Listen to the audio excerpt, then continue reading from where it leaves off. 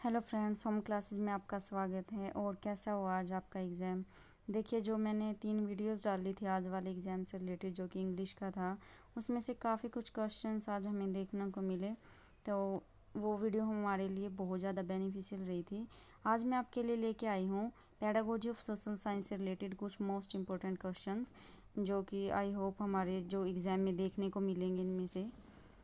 तो देखिए, जो हमारा 8 नवंबर को मीन्स कल जो हमारा एग्ज़ाम होने वाला था सोशल साइंस का, अब वो उसकी जो डेट है वो CRSU ने चेंज कर दी है। अभी वो 11 नवंबर को होगा। इसी के रिगार्डिंग मैंने एक वीडियो डाली है, डिटेल जानने के लिए आप वो वीडियो देख सकते हैं। तो चलिए आज हम ये क्वेश्चंस करते हैं। क्वेश्चन नंबर फर्स्ट है हमारा, NCERT ने NCF 2005 ने नागरिक शास्त्र से सामाजिक व राजनीतिक जीवन में बदल दी। इस बदलाव के पीछे का एक कारण था। देखिए, जो NCERT ने क्या किया है, NCF 2005 के अकॉर्डिंग नागरिक शास्त्र जो हमारी बुक थी उसको चेंज कर दिया है सामाजिक व राजनीतिक जीवन के रूप में। तो इस बदलाव के पीछे क्या कारण था? तो ये कारण था हमारा ऑप्शन नंबर ए, नागरिक शास्त्र उन सरकारी संस्थानों का वर्णन नहीं करता है जो अपनी भूमिका और प्रक्रिया को आंतरिक बनाने के लिए मौजूद थे, इसलिए उन्होंने अपना नेम नागरिक शास्त्र से उस बुक का नेम चेंज करके सामाजिक व राजनीतिक जीवन रख दिया है। क्वेश्चन नंबर सेकंड है हमारा, सामाजिक विज्ञान के शिक्षण को डैश को बढ़ावा देने वाले तरीकों को अपनाना चाहिए। तो शिक्षण में जो सामाजिक विज्ञान है उसके शिक्षण में कैसे तरीकों को अपनाना चाहिए जो बच्चे में क्या किस चीज़ का विकास करें? तो ये है हमारा रचनात्मकता, सौंदर्य शास्त्र, आलोचनात्मक परिप्रेक्ष्य।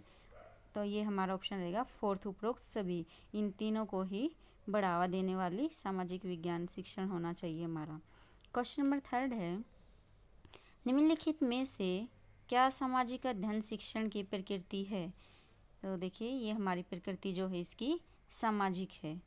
इसके बाद है हमारा क्वेश्चन नंबर फोर्थ, पाठ्यक्रम पूरा करने के बाद किए गए मूल्यांकन को योगात्मक कहा जाता है। यह संबंधित है।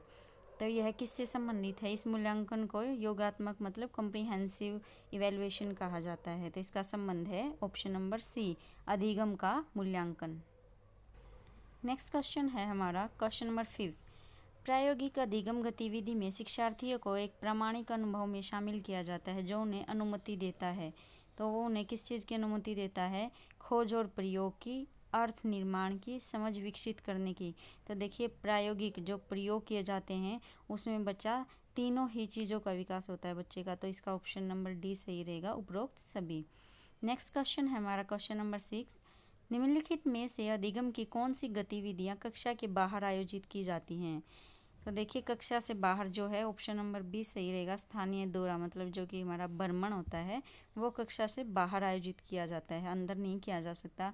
जो केस अध्ययन है, सहकारी शिक्षा है, वो कक्षा के अंदर आयोजित की जाती है। तो हमारा ऑप्शन नंबर जो बी है वो राइट रहेगा। क्वेश्चन नंबर 7 है हमारा, निम्नलिखित में से क्या शैक्षणिक अधिगम अवधि का एक घटक है? तो इसका ऑप्शन हमारा रहेगा उपरोक्त सभी। सामग्री अधिव्यापन, सफलता, व्यस्त अवधि, ये तीनों ही हैं वो इसके घटक हैं। क्वेश्चन नंबर 8 है हमारा, सबसे अच्छी क्रिया जो शिक्षण अधिगम सामाजिक में योगदान देगी वह होगी। तो अगर हम सोशल साइंस पढ़ा रहे हैं तो कौन सी क्रिया सबसे अधिक योगदान देगी? तो ये हमारा रहेगा ऑप्शन नंबर बी, चर्चा। कि हम कोई भी जो हमारा टॉपिक है उस पर चर्चा करें तो वो सबसे बेस्ट रहेगी सामाजिक अधिगम शिक्षण में।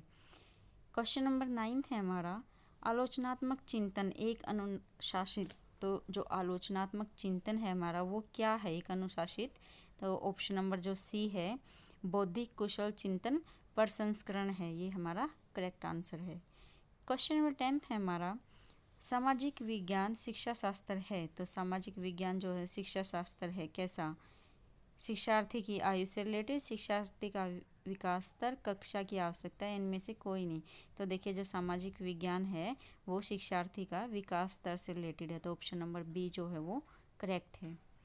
क्वेश्चन नंबर 11 है हमारा, निम्नलिखित में से किस अधिगम व्यवहार स्तर में परिकल्पना, आविष्कार, निर्माण और रचना उद्देश्य शामिल हैं? तो देखिए, ये हमारे संश्लेषण से रिलेटेड होते हैं, परिकल्पना, आविष्कार, निर्माण और रचना के उद्देश्य। क्वेश्चन नंबर 12 है हमारा, निम्नलिखित में से कौन सी विधि शिक्षकों को छात्रों का आलोचनात्मक विचारक बनाने के मदद करती है? कि मान लीजिए शिक्षकों को छात्रों को आलोचनात्मक सोचने के लिए आलोचनात्मक चिंतन बनाने में मदद करनी है, तो जो कौन सी विधि है वो सही रहेगी?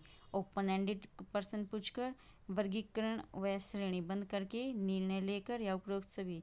तो देखिए तीनों ही करेक्ट आंसर रहेंगे हमारे। उपरोक्त सभी रहेगा इसका करेक्ट आंसर, कि इन तीनों के द्वारा ही जो है वो छात्रों में आलोचनात्मक चिंतन का विकास होता है।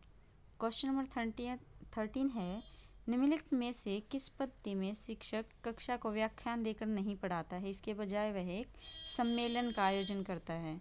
तो देखिए इसका ऑप्शन नंबर सी सही रहेगा, सम्मेलन शैली अधिगम में। निम्नलिखित में से कौन सा एक समूह निर्देशित शिक्षण विधि है जो कि एक समूह बनाता है? तो इसका संगोष्ठी, चर्चा, या उपरोक्त सभी। तो देखिए सॉरी इसमें ऑप्शन ए नहीं है, तो ये दोनों ही है जो उनमें क्या किया जाता है, ग्रुप्स बनाए जाते हैं बच्चों के और तब शिक्षण किया जाता है। तो उपरोक्त सभी रहेगा इसका। क्वेश्चन नंबर 15 है हमारा 15, डैश को अक्षमता नहीं माना जा सकता।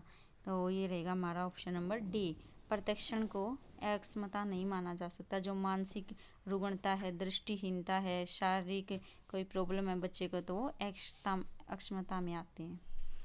क्वेश्चन नंबर 16 है हमारा, लिंग समाजीकरण का अर्थ है, कि लिंग समाजीकरण का क्या अर्थ है?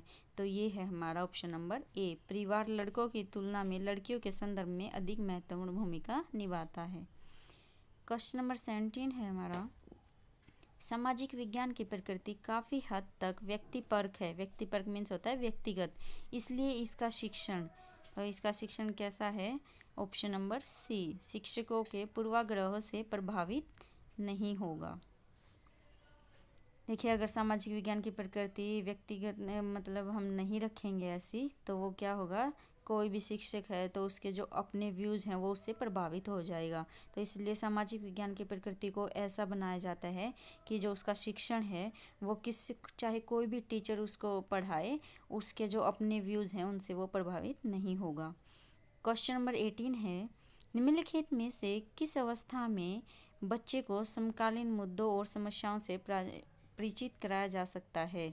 तो इसका ऑप्शन हमारा रहेगा बी, उच्च प्राथमिक अवस्था में। देखिए फर्स्ट है प्राथमिक अवस्था, तो इसमें हम बच्चों को जो आजकल के समाज में हमारे जो मुद्दे चल रहे हैं, या जैसे बेरोज़गारी वगैरह या समस्याएं चल रही हैं, तो उनके बारे में हम बच्चों को बताएंगे तो उनको इतना ज्ञान नहीं होगा उस चीज़ का। तो समकालीन मुद्दों के बारे में या समस्याओं के बारे में हम बच्चों को कब परिचित करवा सकते हैं? जो वो उच्च प्राथमिक अवस्था में आ जाता है, तब हम उसको इनके बारे में बता सकते हैं। क्वेश्चन नंबर 19 है हमारा, UDHR विशेषज्ञ के विचार और मार्क्स की बुक दास कैपिटल के अध्याय कहलाते हैं? तो देखिए ये हमारे इतिहास के जो हैं वो द्वितीयक स्रोत कहलाते हैं। जो इसमें मैं आपको बता देती हूँ प्राथमिक स्रोत क्या होते हैं और द्वितीयक स्रोत क्या होते हैं। प्राथमिक स्रोत वो होते हैं कि जिसने कोई घटना देखी है और वो एक्चुअल हमें बताए, जो उस घटना से रिलेटेड है, वो होते हैं हमारे प्राथमिक स्रोत, जो कि वो खुद से आमने सामने होते हैं, उनके बिल्कुल आंखों देखा हाल सुनाते हैं। लेकिन जो किसी की बुक है, हम उसको रीड कर रहे हैं, उसने अपने विचार उस बुक में लिखे हैं, तो वो हमारे लिए क्या हो गया, वो हमारे लिए द्वितीय स्रोत हो जाते हैं, प्राथमिक स्रोत नहीं है। प्राथमिक स्रोत अगर जिस इंसान ने वो चीज़ें देखी हैं, या फिर हम होते हैं प्राथमिक स्रोत। जैसे कि मैंने कोई घटना देखी है, कोई युद्ध देखा है, तो मैं उसका क्या हूँ, प्राथमिक स्रोत हूँ, मैंने उसमें भाग लिया है। लेकिन अगर किसी बुक के माध्यम से मैं उस युद्ध के बारे में पढ़ रही हूँ, तो वो क्या हो जाएगा, हमारा द्वितीय स्रोत हो जाएगा। नेक्स्ट क्वेश्चन देख लेते हैं, ये लास्ट क्वेश्चन है इसका। अगर आपको वीडियो अच्छी लगती है तो प्लीज़ लाइक करें, चैनल को सब्सक्राइब भी कर लें, ताकि आगे जो भी मैं CTET, STET, DSSB, KVS से रिलेटेड वीडियो डालूँ वो आपको मिलती रहे। क्वेश्चन नंबर 20 देखिए, माध्यमिक स्रोत प्रदान करते हैं। तो माध्यमिक स्रोत क्या प्रदान करते हैं? तो ऑप्शन ए सही रहेगा, किसी भी घटना के मूल्यांकन के लिए विशेषज्ञ की राय। जो माध्यमिक स्रोत होते हैं तो उनको हमें सच मानने से पहले उस घटना के मूल्यांकन के लिए किसी विशेषज्ञ की राय लेना बहुत ज़रूरी होता है। तो ये आज हमारे मोस्ट इम्पोर्टेंट कुछ क्वेश्चंस थे फ्रेंड्स, और इससे रिलेटेड मैं आगे भी वीडियोस डालती रहूँगी पेडागोजी ऑफ सोशल साइंस से रिलेटेड। तो प्लीज़ चैनल को सब्सक्राइब कर लें, वह वीडियो को लाइक कर दें, और नोटिफिकेशन आपको मिलते रहेंगे जब आप बेल आइकन को प्रेस करेंगे तो उसको भी प्रेस कर लें। Thank you.